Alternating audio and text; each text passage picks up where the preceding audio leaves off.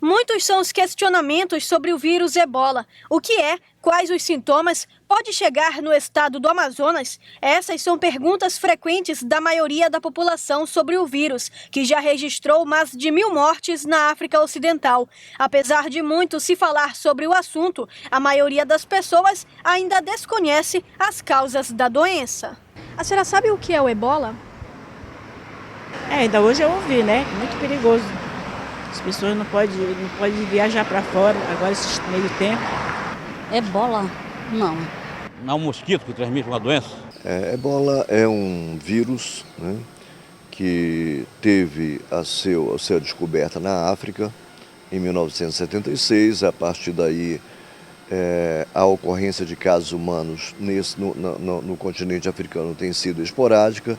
No entretanto, o que nós estamos vivenciando agora em 2014 é exatamente uma sequência de ocorrência desses quadros clínicos. Descoberta há mais de 35 anos na África do Sul, o Ebola é um vírus causado principalmente através da ingestão de carnes de animais ou contato com materiais contaminados. A transmissão também pode ser feita entre pessoas, quando o paciente é manipulado sem a devida proteção e entra em contato direto com as secreções, sejam elas sangue, saliva, vômito ou urina. O vírus não é transmitido através de alimentos, água ou pelo ar.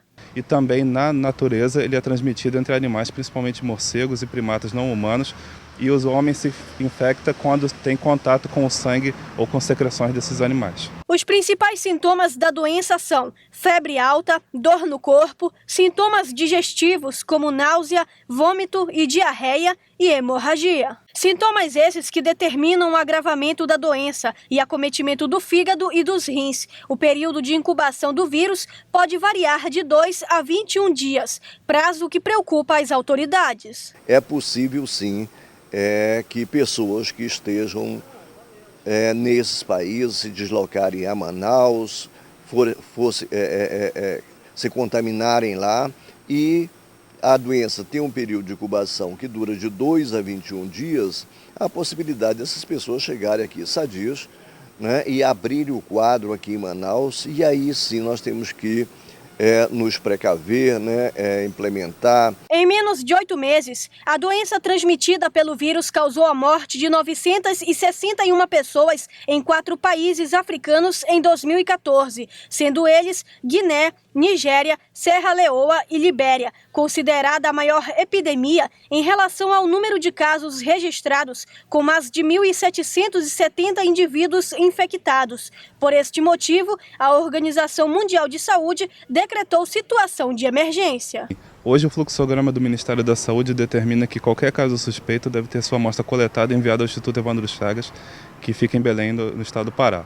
Além disso, nós estamos tendo capacitação na nossa sede do Rio de Janeiro, no Instituto Nacional de Infectologia. Ainda não existe um tratamento específico para a doença, apenas medidas destinadas à sobrevivência do paciente diagnosticado. De acordo com a Fundação Oswaldo Cruz, o risco de chegar ao Brasil é baixo, mas a recomendação em casos suspeitos é encaminhar amostras do paciente para laboratórios preparados para o diagnóstico do vírus. O tratamento é de suporte. Não existe uma droga específica, apesar de estar sendo testado o Zimab, que é um anticorpo agora, mas é experimental, a gente ainda não tem comprovação da eficácia dele. No Amazonas, representantes da Secretaria do Estado e da Fundação de Vigilância em Saúde estiveram reunidos para o ajuste de medidas a serem adotadas diante de casos suspeitos do vírus. Ações preventivas estão sendo elaboradas para atender pacientes. Detectar precocemente esses casos, ser tratado num sistema de isolamento, né? E hoje nós temos como hospital de referência a Fundação de Medicina Tropical.